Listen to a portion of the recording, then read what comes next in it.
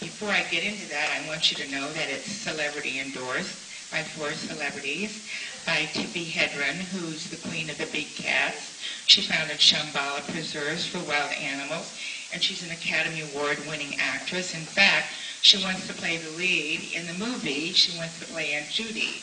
Then there's Roger Williams, the fabulous pianist, whose music is still touching our hearts, like Autumn Leaves and Born Free and all those wonderful songs like Somewhere in Time. And Carla and Lou Ferrigno. Now, you know who Lou Ferrigno is. He was the Hulk. And the last person who is really my mentor, she was one of my teachers. We've all had a lot of different teachers in our life, but some of them have a better way of conveying what they want you to learn. And that's what Kelly Lang did. Kelly Lang, you'll remember, was the NBC TV anchor on Channel 4. But she's also an author in her own right. She retired from the news. She's written 5 fabulous mystery books. And she's on the way to the 6th one. And I'll tell you a little bit more about that later, how this book evolved. My book, I don't know if you subscribe to the theory, 6 degrees of separation. If you know what that is, that means that we're all connected by 6 people, one way or the other. And that's about how my book evolved. Everything I ever did in my life, all the education I had, the people I worked for, when I worked in the movie business, I had the blessing of working for writers, producers, directors, in whether it went from an Academy Award, an Emmy Award, or a Tony Award, whatever the medium happened to be. I'd see something start from a thought and go through all the various processes.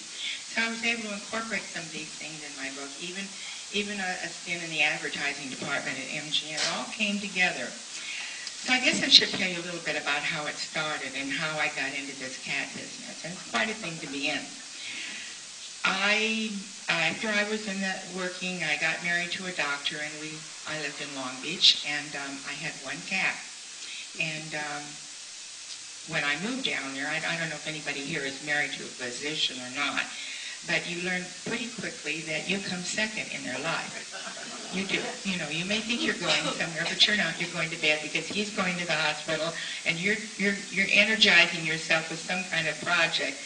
So what I did was I formed a corporation. I did a lot of writing. I wrote columns. I did this and that. And we acquired a few cats. And the reason we acquired so many cats is my husband had never been allowed to have a pet as a child. And I might say innocently, when you go to the pet shop today to pick up the cat from the groomer, would you look at the cage over on the right because there's a Himalayan there, and maybe someday we'll get one, and by gosh, he'd come home with it. I said, but that's 5. We don't need 5. We have 4. And I'd laugh a lot, and I'd smile, and I'd get over it, and we'd have this wonderful thing going on in our house. We didn't have any children. His children were grown. So these were our children.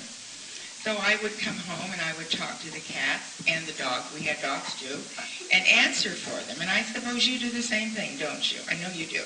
I can see your teeth. Anyway, my husband would laugh at me and he'd say, you know, Jackie, you ought to write a book and you ought to call it First Person Cat.